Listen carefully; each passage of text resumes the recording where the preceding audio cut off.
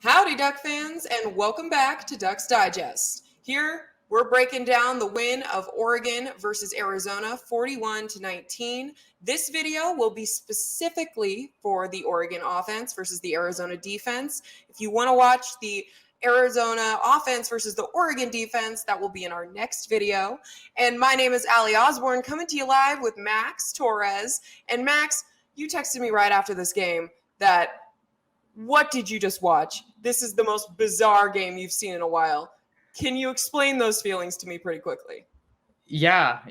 To put it into a concise little summary here, it was just a little bit of everything, and it was kind of all over the place. We saw the Ducks come out really hot to start this one. Arizona won the toss and chose to give the Ducks the ball, and they didn't waste any time. They went right down the field with a 3-play, 75-yard, I believe it was, touchdown drive. With that huge touchdown to Jalen Red to start things off. Oh, yeah. So that was great. You know, when you're looking at the offense, it's hard to ask for a much better of a start than that. The first quarter was pretty solid, and then things kind of just started, not really going their way. Arizona started to give some breaks, and the Ducks were a little sloppy.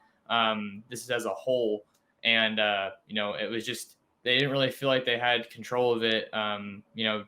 Certainly not as early as I thought they were going to. So it was all over the place.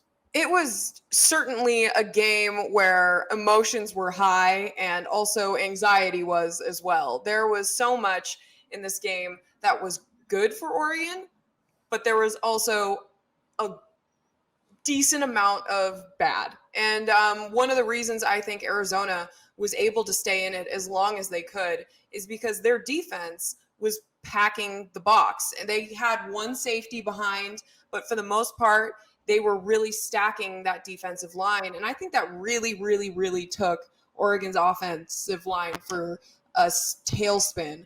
There was a lot of struggles on multiple coverages, and the Oregon offensive line was not creating as many holes as they should have for the runners to go through for any yards to be gained. It was very concerning, specifically in the middle. And I think that, honestly, there was so much of a sacrifice for Anthony Brown's rushing.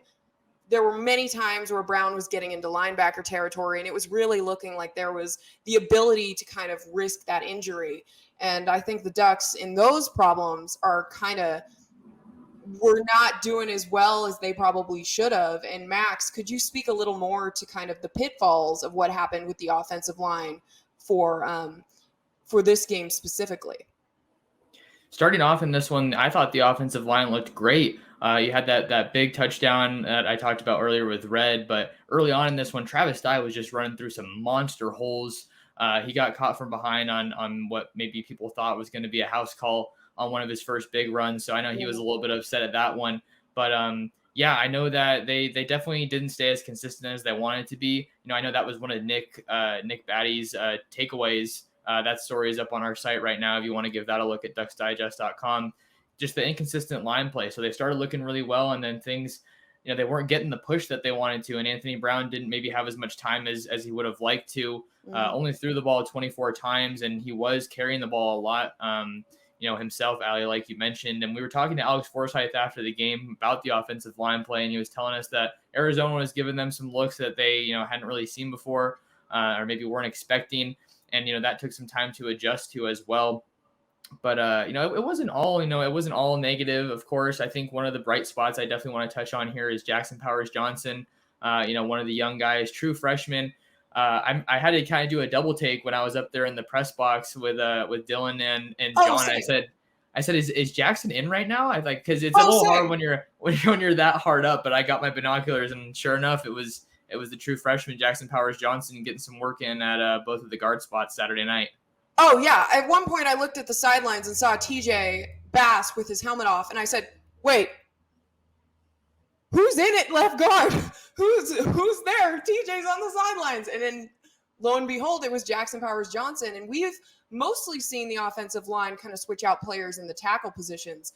But for Powers to be getting some reps at guard means that they're really trying to shift him around. And I mean, Oregon's offensive line is very well-rounded, and they like to kind of keep their guys in multiple positions at once. But it's good to see the true freshman Jackson Powers really go out there and be getting that rep that's so valuable to get this early on. And I just think that it's going to be interesting to see him going forward. He's got a lot of promise. He's got a heck of a lot of energy out there. And it'll be interesting to see kind of where he ends up on that roster.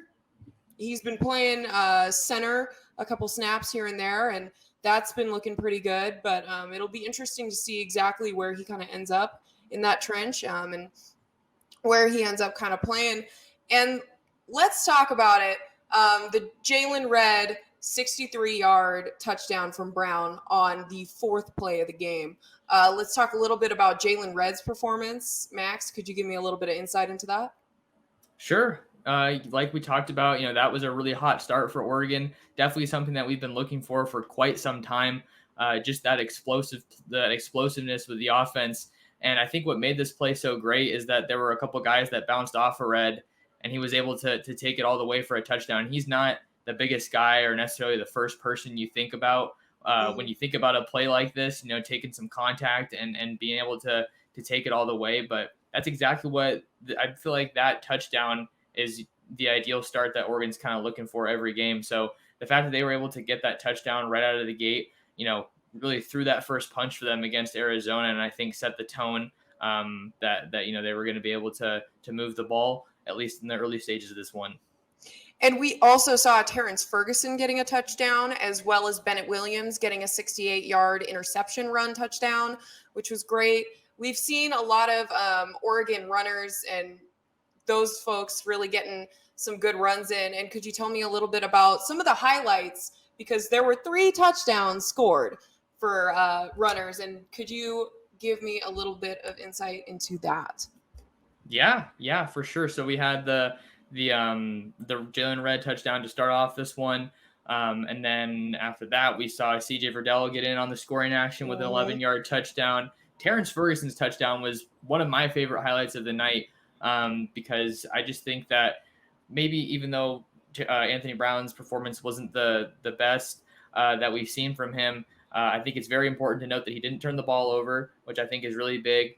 And he was able to navigate the pocket, maybe not as well as he wanted to, taking that safety. But on that touchdown play, he rifled the ball in there to Ferguson and really displayed his arm strength, which is something. I'm not saying that he doesn't have a good arm, but it is something we haven't really seen too much of to this point in the season. So Ferguson's been super impressive. He is really, really pushing ahead on this organizational chart. Both he and Maliki Matavao, they're just setting the standard. They're showing that this freshman class isn't here to wait around. And that was one of the favorite things I heard from Ty Thompson this week, talking about, we see the headlines, top class in school history, but we didn't show up just like, freshmen, just, like we're going to wait. We came here to take some jobs. And these highlights that we're seeing from the young guys, Ferguson is one of them. And then we saw Spencer Webb get in as well. So tight ends are very involved here in this offense, and it's fun to see. And speaking of Ty Thompson, he got in the last 2 drives of the game and was 0-3 on those final 2 drives. Is that any cause for concern? No, I wouldn't say it's a cause for concern right now. I mean, I believe it was only 1 drive, like you said, only threw 3 passes. One interesting note to kind of bring up here that I think is worth mentioning. Mario Cristobal was asked, and in the post-game press conference, it looked like you guys were kind of pushing the ball there and taking a pretty aggressive approach when the game was kind of put away at that point, and just kind of along those lines. The reserves got in much, much later than people anticipated, which I think kind of tells you how this game unfolded. But to go back to what Cristobal was saying, Thompson's his snaps, they were talking about how they wanted him to be aggressive to a degree because this is the only time where they can only get so many snaps with these backups. And obviously Oregon's schedule is about to ramp up here in the coming weeks with Pac-12 play in full effect. So they wanted to get Thompson out there, get his feet wet a little bit more. And I think that they would probably agree with a lot of the fans that they wanted to see him much earlier than they ultimately did. And let's get back to that kind of stall that happened from the second quarter till the end of kind of like the third quarter. the Ducks were able to pick it up in the fourth, but we saw 6 of 12 on third downs, and also just this stall where Arizona had a 37-minute time of possession and we only had 22. And continuing, Arizona beat us in pass yards, total yards, and rushing yards. Really, what is the reason for this stall for the Oregon offense? Because they're usually fast, they usually have the ball, they're usually able to execute, and though they did win, the numbers are looking pretty scary on that side. Exactly right, Allie. With the numbers, don't tell the full story in this one. When you're looking at the box score off the bat, 41 to 19, doesn't look like it's a close game, but man, it took them a long time to put this one away. But I wouldn't say it was one specific stall in particular. I mean, that third quarter was super, super tough. I mean, the defense was out there for so long. And that Arizona third quarter safety from Mo Diallo on Anthony Brown, just you could feel that suck the air out of the offense so quickly, and continue, because that I feel like that's necessary to point out. Yeah. I mean, that'll certainly take the air out of the stadium. Autzen was really rocking last night. During the highs and also during the lows when the team was struggling. It's important to mention that too. But to talk about the offensive struggles that we kind of saw, I think part of it can be attributed to the penalties, the lack of execution, and the lack of discipline that we see. I mean, that's kind of what penalties come down to at the end of the day, right? Multiple false start penalties, which is something that you wouldn't figure to see so much at home when you're comfortable in your regular spot. But 9 penalties for 95 yards isn't helping out. Ducks going 6 for 12 on third down. So that's I think kind of what really slowed down these drives and made it hard for them to get any momentum. Oh, absolutely. The penalties were all over the place, and from the reactions I had from the crowd when I was in Autzen yesterday was just yelling at the refs. There were a lot of contentions on certain calls, and Max, could you kind of show us a little bit about which of those calls were really, really, really didn't seem like they needed to be, or were they all warranted? Yeah, I mean it's a little tough to go point to too many specifics without like having the video on the screen here. I've done that before in one of the podcasts I did with Dylan, and then it got flagged for copyright, so we're not going to go there. Word. But some of the ones that kind of are fresh in my mind, I'd say, is that the pass interference on Mikael Wright. I thought he was in great position there, and he was turned around and made the effort to make a play on the ball. I think maybe just the placement of his hands got a little tangled up there, and that might have been what made it look bad. The personal foul on it was roughing the passer, I believe, on Noah Sewell after that pass, I thought was definitely one I didn't agree with. I think Sewell made contact with him the second the ball left his hand. So that was definitely tough.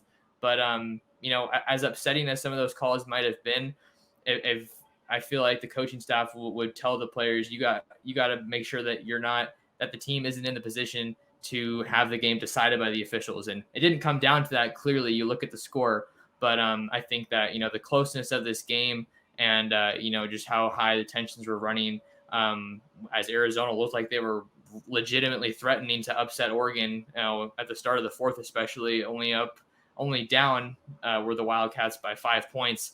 I think that kind of contributed to everything that we were seeing in that area. There was really just a shakeup. The Arizona defense was fully able to spook the Oregon offense for a while up until that fourth quarter, and it was definitely interesting. And another thing I wanted to point out, which I don't think a lot of folks noticed, completely unrelated, did you see how many Arizona players were dancing to Shout? I didn't notice that. Way more than you'd think. At one point, I looked towards the Arizona bench at Shout, and there were some Wildcats getting down and dirty, and I was like, okay, but you're not all right, cool. So it seems like that was a little interesting too, and thought I'd point that out for anyone else in Autzen who was a little confused by the opposing bench getting hyped to Shout, but I feel like anybody will in that case. And with that, Max, any closing remarks? Yeah. I think just a couple things I wanted to touch on here. Maybe the wide receiver play as a whole and some of the running back play that we saw. I think a lot of fans are curious why we didn't see more of CJ Verdell. Travis Dye Yeah. ended as the leading rusher for the Ducks with 92 yards on only 5 carries. That comes out to 18.4 yards a pop. I think a lot of that gets attributed to some of his bigger runs that he had. CJ Verdell with 11 carries for 45 yards. People were kind of wondering, was CJ on some kind of load management or what was going on there. And Cristobal was asked that question after the game, and he said that he wasn't on any kind of load management. There wasn't any kind of injuries at play. It was just kind of how the game unfolded. And we talked earlier about how the Ducks hardly touched the ball in the third quarter. So when you get an entire quarter taken out, I think that'll definitely affect things. We saw Seven McGee, another true freshman, get in kind of really in crunch time before the game was put away. So a lot earlier than people were expecting, but he came up with a really big catch and run to give the Ducks some momentum heading into that fourth quarter. I believe that was the last play of the third, if I'm remembering it correctly. So he really showed up well. And then just to wrap things up on the wide receivers, I think that Johnny Johnson, he had a good game, 3 catches on 5 targets. He was the leading receiver as far as just receptions go. But this team needs a number one wide receiver. I mean, it's good to come to the table as a coaching staff and say, hey, we're confident in all these guys. We're seeing plenty of people rotate in. Troy Franklin, Chris Hudson are getting a lot of run early here, but they got to have a guy that they can, this is our guy. We need a first down. When the game is on the line or you're in a big situation, you got to have your go-to guy. And I just think that the team doesn't have that right now. And I know that Brian McClendon knows that. This coaching staff knows that, but it's just going to be a point of emphasis as we move forward here throughout the season. Exactly. Well said. Well, thank you all for tuning in to our first video in a 2-part series. If you want to catch our breakdown of the Oregon defense, tune into the next one. And for me, you can find me at Ali Sosborne on Instagram and Twitter. You can also find a written piece of mine that will be up tonight on Ducks Digest. Please check it out. Not going to tell you what it is, but check it out. And you can also find me on Central Oregon Daily in Bend. I am the ABC and CBS affiliate for that. And you can find me every day on Daily News there. Max, where can we find you? Yeah, right on. You can find me on Twitter at mtorresports. I'm also doing a lot of work, on all our social media channels.